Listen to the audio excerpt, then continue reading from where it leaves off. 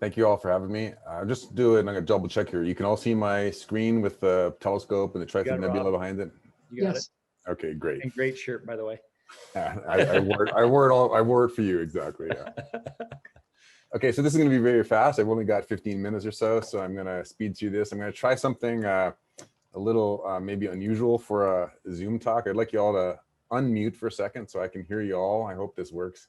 I'm going to tell you about how the Earth is actually a target, and there's a whole bunch of asteroids out there with our name on it. So if you're all unmuted, we're going to try doing something like Artis said. I used to play football, and I flirted with becoming a professional football player. So I like to get things started with a cheer, right? So I'd like you all, even though you're in your living rooms, to cheer in front of your screen as I do this, and you'll see how it goes. So give me an I. I. Give me an M. M. P. P. A. A. C. What do you get? Impact.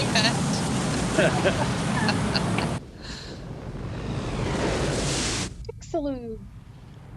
So I hope you can all hear the sound here. You should be able to hear the sound.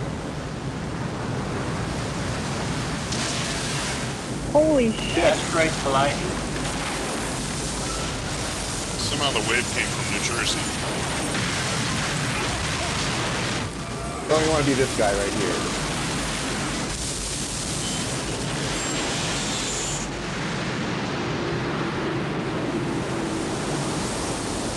All right, so some of you may have recognized that scene as a scene from Deep Impact. And I know you're all teachers, and you're probably STEM teachers, I'm guessing. So you're probably telling your students that it's a great idea to consider a STEM career. But before you do that, you may want to consider the disparity in Steven Spielberg's income and my income as a consultant on that movie.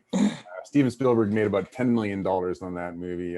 He sent me a check for $100 for being a consultant, where I spent about 5 hours talking to one of his writers and showing him how to use a telescope and how we find asteroids, and basically giving him a summary of this talk right here. Well, actually a long version, because it's 5 hours.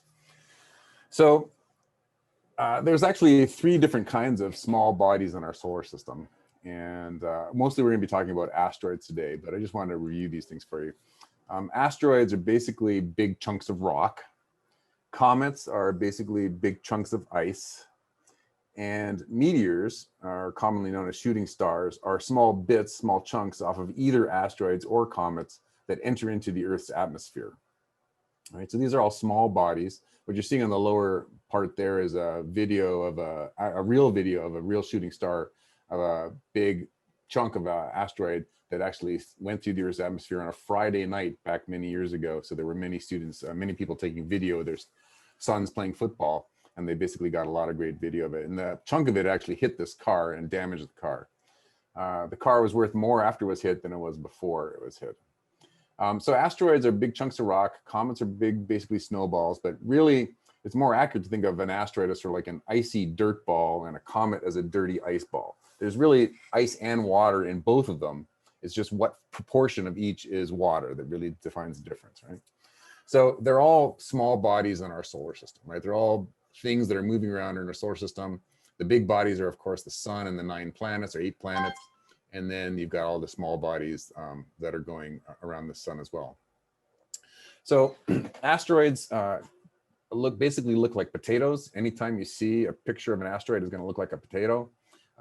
Ida is no exception here. One of the things I like to do in my talks is I like to give people an idea of scale. I don't just like to show pictures of providing a scale. So that is Ida compared to Oahu. Now, I don't know if you've been to Hawaii, but Oahu is an island that's about 60 miles and across this widest point right here. I hope you can all see my mouse moving around. And so asteroids come in many sizes. Ida is sort of a good size one, but is by far not the largest one. There are many larger ones than Ida out there. Fortunately for us, Ida is not going to hit the Earth. Ida is a very large asteroid. If this was to hit the Earth, it would literally destroy all life. Well, it certainly destroy humanity, and it would probably destroy most life on the planet. Probably something like 99 or more percent of the life on the planet would be destroyed if Ida was to hit. But nothing this big is going to hit us. What we're worried about is a different set of asteroids, much, much smaller asteroids. So the ones we're worried about are these things called near-Earth objects, or NEOs, right? The main belt of asteroids, there's about 1 million asteroids out here. So this is what we're seeing here is the Sun, Mercury, Venus, Earth, Mars, and then just beyond Mars is Jupiter, which we can't see on this animation. But between Mars and Jupiter's orbits, there's about 1 million asteroids larger than about a half a mile in diameter. 1 million larger than half a mile in diameter out there. Now those ones, most of them are like Ida, they're never ever going to hit the Earth. What we're worried about is these small asteroids that actually leave the main belt and they enter into the inner solar system. They enter into this, what we call this neozone, right? So this is the neozone. These are, any asteroid that approaches the sun to within what we call 1.3 astronomical units, or basically just outside the Earth's orbit, is an asteroid that we call a near-Earth object, or a NEO. So these ones are ones that someday, perhaps in the distant future, could hit the Earth. And those ones are the ones that we're actually going to be talking about today. Now, there's a subset of near-Earth objects called potentially hazardous objects, or PHOs. And PHOs are a more dangerous subset of the near-Earth objects, because most of the near-Earth objects never ever come close to the Earth. So they're not actually that dangerous, right? The PHOs are a much more dangerous subset of them. But PHOs are defined by what's called the minimum orbital impact distance, which is a really complicated term that we shorten down to, we abbreviate it to MOID. So the MOID between two orbits is the minimum distance between the orbits. So what I'm showing you here is a sort of a view of the solar system looking down at an angle. Asteroid Florence is a potentially hazardous object, okay? And it has a MOID, a minimum orbital impact distance with the Earth, of less than about 5 million miles. And what that means is we've got the orbit of Florence going around here in white. Don't worry about these bars right here for now. The Earth's orbit here is shown in blue. And we see here, I've shown the Earth at this location here, which is just about the closest point at which the orbit of Florence comes to the orbit of the Earth, right? So what I'm saying is when it has a MOID, a minimum orbital impact distance of about 20 million miles, that is the, actually this one's more like, sorry, I'm getting my millions screwed up here. This is more like 4.5 million miles. So there's about a 4.5 million mile distance between the Earth's orbit and Florence's orbit at their closest approach, right? Now notice that most of the time Florence is much further away. And notice also that Florence never ever actually crosses Earth's orbit, right? So it can't possibly impact Earth. But it has such a small MOID of 4.5 million miles that over the course of time, say in the next 100 or thousands of years, its orbit can evolve and it'll actually eventually cross the Earth's orbit. And when it crosses the Earth's orbit, then it can be very dangerous. The other thing to notice is that just because it has a small MOID of 4.5 million miles right here, doesn't mean that Florence is anywhere near the Earth when the Earth is there, right? To get an impact, you need to have the Earth and the asteroid at the same location at the same time, right? So Florence, when the Earth is over here, Florence is way over here. So there's zero danger of the Earth being hit by Florence, both because the orbits don't cross and because they just don't come close enough. But really, when it comes right down to it, there's only one type of asteroid that really matters, and that's what we call virtual impactors. Okay, so even a potentially hazardous object is not actually an impactor. It has the potential to become an impactor at some time in the future, and probably distant future relative to the lifetimes of most human beings. The only asteroids that are actually dangerous are asteroids that we call virtual impactors. That requires a little bit of explanation. When we think about, the Earth, we know the Earth is a beautiful blue ball, mostly covered in water. And we think about an orbit as being sort of a line, so represented by this blue line right here. And we think of the asteroid as being at a specific location on that line. And then you can say, okay, well, this asteroid here is never going to hit the Earth because the Earth is far away from the orbit, right? It's just not going to hit. But in fact, we really don't know the orbits of asteroids particularly well, or very well. And we don't know the position of the asteroid on that orbit very well. And so you can think of it more like a sort of a fuzzy problem, right? That the asteroid appears somewhere in this fuzzy region. And what I've done here is I've represented the more likely positions of the asteroid along its orbit in the brighter blue, and then the less likely areas in the dark, in black, right? So the probability of finding the asteroid increases as you get to this point here, and then decreases as you move further away. And the probability of finding the asteroid anywhere along this line is sort of equal, right? So right now, in this particular scenario, the Earth is unlikely to be hit by this asteroid because there's very, very little of this fuzzy blue region here that covers the Earth. But if we had a scenario like this, right, where now we know that the Earth is inside this fuzzy blue region where the asteroid may appear and the orbit may actually be crossing. This particular scenario has the Earth having some small chance of being hit, right? It's possible that the asteroid could actually hit the Earth in this orientation. And of course, if the Earth were there instead, right, passing right through the most likely area or region for the asteroid, this would be a very high impact probability scenario. And this asteroid would be a dangerous asteroid to be worried about, because many of the possibilities for its location and for its orbit pass directly through the Earth. So these are the only ones that actually matter. And if you want, you can go to the JPL website. It's called Sentry. They are constantly monitoring all known near-Earth objects to determine whether or not they are virtual impactors. And then you can sort them. And what I've done is I've sorted it to make to select out the 4 most dangerous virtual impacting asteroids, right? And then they've got all sorts of information there for you. The most dangerous impacting asteroid is this one here called Bennu, which is also the target of the OSIRIS-REx mission that has just been orbiting Bennu for a long time and just recently sampled the surface. There's some interesting things here. It can impact the Earth any time in the range from 2175 to 2199. Now notice that's 150 years, more than 150 years of future, almost 200 years. And in that time frame, there are 78 potential times when it might hit the Earth in that time frame.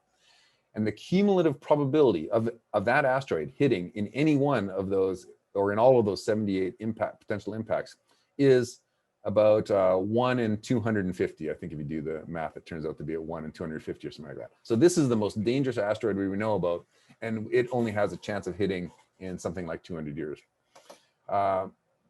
The next most dangerous one is this asteroid 1950 DA, which has only one chance of hitting the Earth, and that's almost 800 years, 900 years in the future, right? So we can predict these things that far into the future. And that asteroid has about a 1 in 1,000, 1 in 10,000 chance of hitting the Earth in 2880, right? So these are the actual dangerous asteroids. So let's talk about what actually is the impact risk. Well, if you're a Catholic, you may be really worried about it because the Pope has been hit not just once, but twice by an asteroid, by a meteor. Of course, this is not for real. This is all just fake news. The risk of you actually dying in an asteroid impact is about 1 in 70,000, okay, which is pretty low. I'm not actually that worried about dying in an asteroid impact. What I am more worried about is the risk of a major impact this century. So a major impact is something like an asteroid, maybe the size of a few football fields in diameter, maybe just a football field in diameter, that strikes. It doesn't matter where it strikes, in the ocean or on land, it's going to cause a lot of damage regardless. And the risk of something like that happening this century, which would wreak havoc on our economy, on our world, on people's livelihoods, is about 1 in 1,000. So there's a 1 in 1,000 chance of a major impact happening this century. And these are the kind of things that I actually worry about, because I think 1 in 1,000 is a big enough probability that I need to worry about it. So there's many known asteroid impact locations around the Earth. There's something on the order of 200 known asteroid impact locations, but probably the most interesting and most famous one is this one here on the coast of the Yucatan Peninsula of Mexico. It's known as the Chicxulub impact. It occurred 65 million years ago, and it was due to the impact of an asteroid 6 miles in diameter, striking the Earth at about 20 miles per second. Now, you might recognize that 65 million years ago is also when the dinosaurs went extinct. And I think there's absolutely no doubt about it right now that an asteroid killed the dinosaurs, right? There's been lots of argument over the past hundreds of years, but I think right now there's a lot of evidence pointing to it being an asteroid that actually wiped out the dinosaurs. But much more recently, and the things we need to worry about more, there was an asteroid impact in Siberia in northern Russia just about 100 years ago in 1908. It struck a region called Tunguska, and it wiped out a very large area. I think giving you the numbers isn't as dramatic as actually showing what would happen if that same impact was to take place over OAHU. And again, it means more to me living here than you if you've never been here or never visited. But if Tunguska was to impact OAHU, this is the area that was burnt and blasted. Okay, so this is an actual shape of the region that was burnt and blasted by the Tunguska asteroid. And anything in this region here, this is the kind of region where trees that are 1 foot in diameter would be blown over by the impact.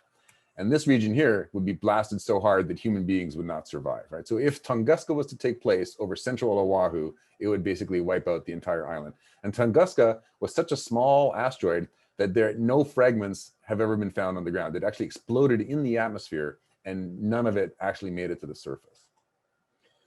So how do we reduce the impact risk?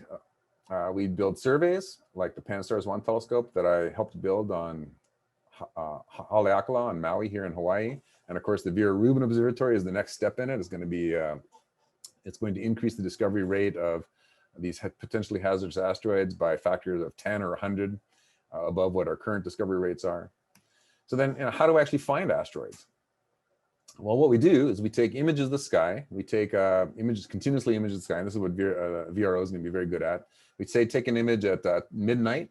We come back, we take another image half an hour later, take another image half an hour later. And then in the computer, we actually stack them on top of one another. We superposition them. And then we very rapidly blink through the 3 images. And we look for things that are moving. Now, stars and galaxies are very far away from us, and so they don't appear to move relative to one another. Asteroids are within our solar system, and they're constantly moving with respect to us. And so in this image here, if you look down here, you'll see this one asteroid is moving here. This is an asteroid that was discovered. And if you look at this up in this region right here, you will see another set of 3 images of an asteroid right here.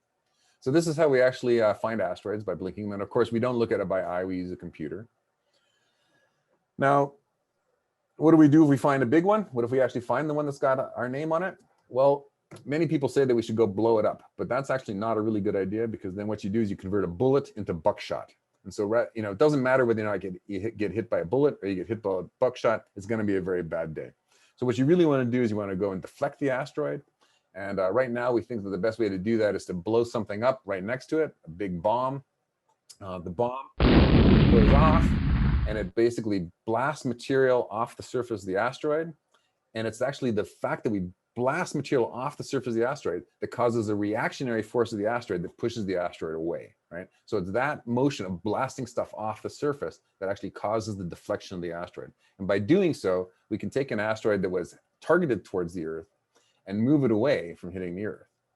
Now, the problem is with that whole technique is, do we have enough control actually to really know that we can take an asteroid that's on target for the Earth and make it not hit the Earth? Because it would be really, really bad if an asteroid was headed towards Washington, D.C., we went and deflected it, and we happened to deflect it so it was aimed at Moscow, right? So what we have to be very careful when we do these things to make sure that we actually have enough control to move that target entirely off the surface of the Earth. So many people ask me, how much will it cost? Because it sounds really expensive. Well, I'd like to put a little bit of perspective on it. Deep Impact the movie came out at the same time, the same year as the movie Armageddon. If you're going to choose between watching them and you haven't seen them already, I recommend Armageddon, even though I was a consultant on Deep Impact.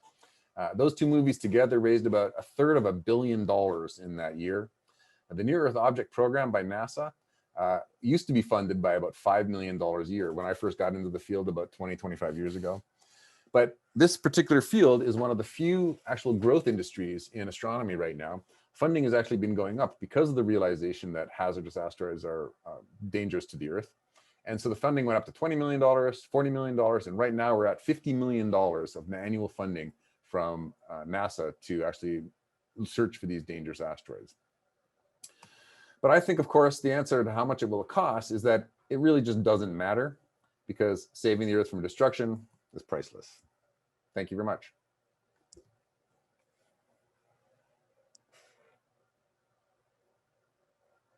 I can't hear anybody right now. I'm clapping. Oh, okay. I see hands clapping. Okay. Wonderful presentation. That was Yes, fantastic. I love the Earth at the end here. It's beautiful. Thank you. We have time for questions if anyone would like to ask any. I don't see any hands up yet, Rob, so I'm going to take a shot.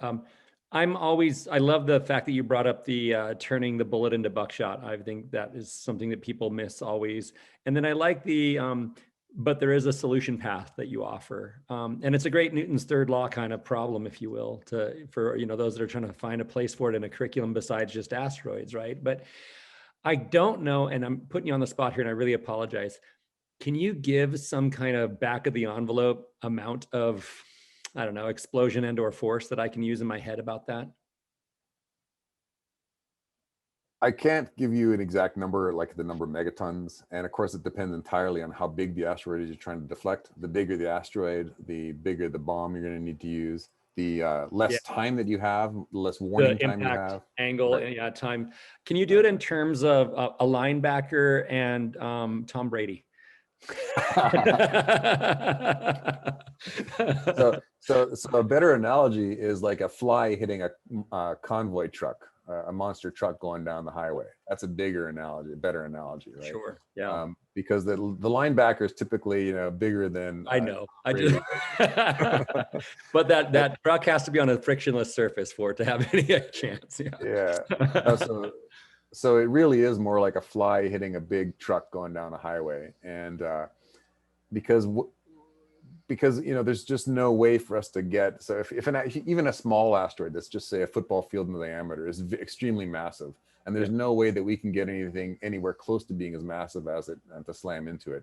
So we're going to have to slam into it just really fast with as much advance notice as possible. Yeah, early on. Because these things sort of build up with time. And I like to use the analogy because many people are golfers, right?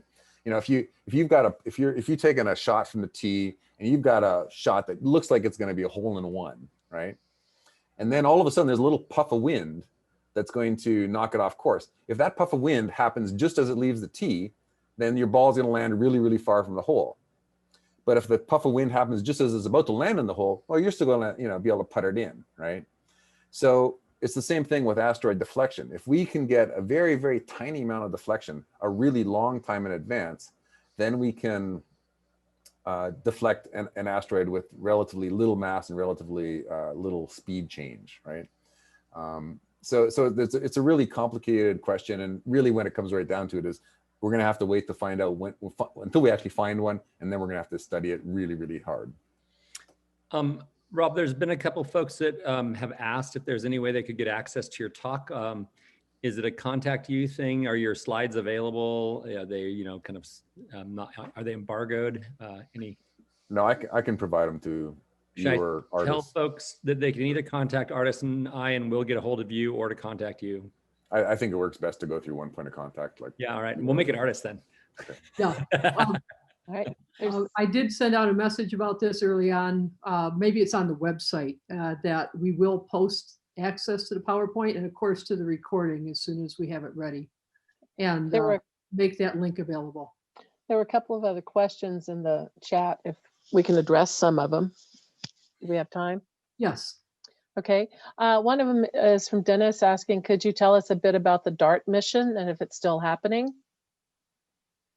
Yeah, so the DART mission I think is really interesting, and is really sort of testing this technology of being able to slam into an asteroid in a controlled fashion and actually predict what kind of a change in speed you're going to induce in an asteroid. So with the DART mission, so rather than just slamming into an asteroid, and we've actually done that once before. There was a mission called the Deep Impact mission that slammed the spacecraft into a comet, right?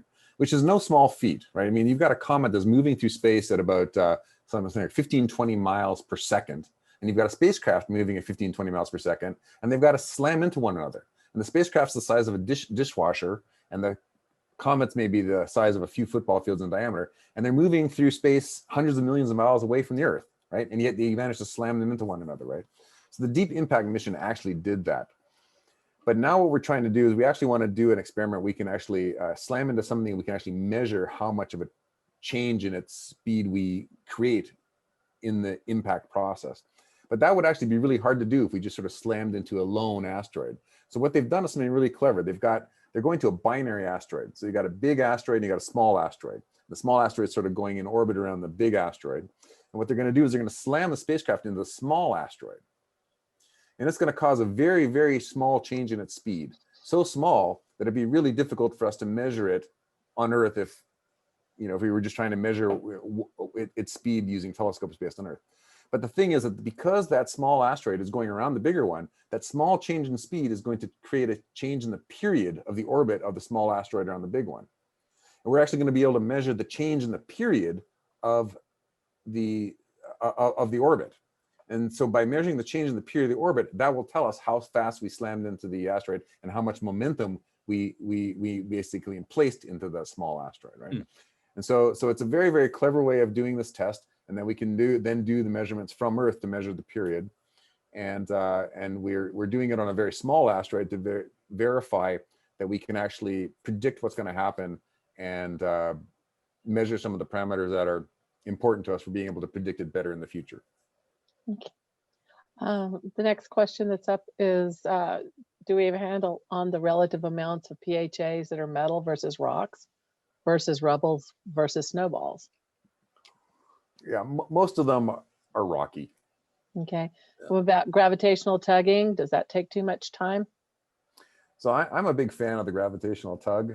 So there, the idea for anybody who doesn't know is if you got an asteroid, you want to move the asteroid, a gravitational tug almost sounds like a sort of a Star Trek tractor beam. What you want to do is you want to move a small spacecraft up close to it. And then in the absence of any other forces, the spacecraft would basically start moving towards the asteroid, right? But of course, we actually know that it's gravity, so there's equal and opposite reactions. So it's not just the spacecraft moving towards the asteroid is actually moving to the spacecraft as well. So what they want to do is they want to take a spacecraft, hold its position relative to an asteroid using rocket engines, very, very, very, very gentle rocket engines. And then they want to maintain the distance between the spacecraft and the asteroid. And by maintaining the distance, you actually cause a gravitational effect on the asteroid that you can actually drag the asteroid away, right? So I'm a big fan of that technology. I think it's really great for many, many reasons, but it seems to be losing favor with my colleagues. And I think that's because it's difficult to have enough time to make them, to cause a change in the trajectory of the asteroid. And it's difficult to launch enough mass to make it a really effective technique. Yeah. We have a question We from gotta Sean hand it to Lindsay. Yeah. Yeah. Huh. So Sean, would you like to ask? Yeah, so fellow small bodies researcher here, except more on mineralogy of asteroids and comets. But it's been a while since I've looked at the mitigation strategies, and I don't think I'll get another chance. Are they still talking about leveraging Yarkovsky effect as one of the mitigation strategies? So the Yarkovsky effect is a pretty subtle effect that's caused by the fact that asteroids, it's really difficult to describe, Yeah. but it basically has to do with the heating of the asteroid by the sun. And the sunlight heats the asteroid on its sunward facing side, but then it releases the heat on its dark side. And that's sort of the fact that it gets absorbed and released in different directions causes sort of a net force on the asteroid, right? Right. And there's some people who think about using that or using that to our advantage to try and manipulate the motion of an asteroid. Maybe we do, for instance, like paint one side of an asteroid black, paint the other side of it white, and we actually can enhance this radiation effect, right? Nobody seems to be talking about it too seriously right now. Right now, at least in the meetings that I'm going to, everybody's just talking about the impact deflection, and the other techniques get much less press. Okay, thanks. Yeah, it's been a while since I've checked into that world, so it's always good to ask. Artis, I wanted to check in with you. How are we on time? Do we have time for a few more questions? I just asked Enrique that. How are we doing, Enrique? I think for the activity to be, well, we have like one or two more. I think we can move on to the activity. We've only got about a couple more questions in the chat. Okay. Okay. So we can check on it really quickly. They were talking, there's one from Marshall that has to do with the evolution of the orbits over time. Seems like a very complex situation. JPL probabilities, note how many times we would be at risk of impact. Are near passes of asteroids by other planets taken into account for these projections? Absolutely, yeah. So when we talk about these potentially hazardous objects and we talk about this minimum orbital impact distance, that's just sort of like a very rough guesstimate of what a dangerous asteroid is, right? But when JPL is actually calculating the impact probabilities, they take into account all sorts of things. They take into account the gravity of all of the planets in the solar system. They take into account even the gravity of the major asteroids, right? So Sirius and Vesta are major asteroids in the main belt, and they are included in it. It takes into account things like the fact that the sun isn't a perfect sphere. It takes into account the fact that we have a moon. It's not just the Earth, right? So it takes into account, or JPL takes into account every conceivable thing you could imagine when they're doing these impact calculations. Second, another question from Jeff. What's the discovery rate for these objects right now? So the discovery rate of potentially hazardous objects right now is, I believe it's on the order of 100 to 200 a year. I would have to look that up. Okay. I should have known that, but I believe it's on that order. And I think VRO and LSST are going to increase that by at least a factor of 10 or more. All right. Luke Finley is asking, is laser ablation a realistic mitigation strategy given enough time? Yeah, so some people, so laser ablation is actually a lot like the deflection technique that I talked about, where you blow up a bomb next to it, you blow material off of it, and that causes the reaction of the asteroid. And the laser ablation is a sort of similar idea. The idea is you bring up a spacecraft that has a laser on it, you shine a laser at the surface, and the laser heats up the surface, and stuff from the surface blows off. And the fact that stuff is blowing off pushes the asteroid backwards, right? So it's exactly the same idea as the bomb explosion. But I think that, again, few people are talking about that. And I think it's because, it's really hard to get a powerful enough laser to implement that strategy. I mean, if you could have a really powerful laser, it could work really well. But then again, we have to sort of work with what we have, not what we dream about. Yeah. Rob, I'm not going to sleep well tonight because a 1 in 70,000 chance that I'm going to die from one of these impacts. I see other people doing the math of total number of people on the Earth. Is that over a lifetime? So in the long version of this talk, I go through that calculation, right? And I actually show it. And the thing is that, yeah, I mean, none of us know anybody who's ever died from an asteroid impact. And you're right, if there's 8 billion people on the planet and the chance is 1 in 70,000, you'd expect to know a lot of people that died of asteroids. Right. So the problem is that a big asteroid only hits once every 1,000,000 years. But when it hits, it kills 1 billion people. Yeah, it's a cleaning process. And we do have one final question is, if you can teach a class, we have 2 educators who'd like to split $100 bill with you. So. I'd be happy to do that. Just so write me an email. Careful, we have a lot of us a lot of educators here. You might get busy.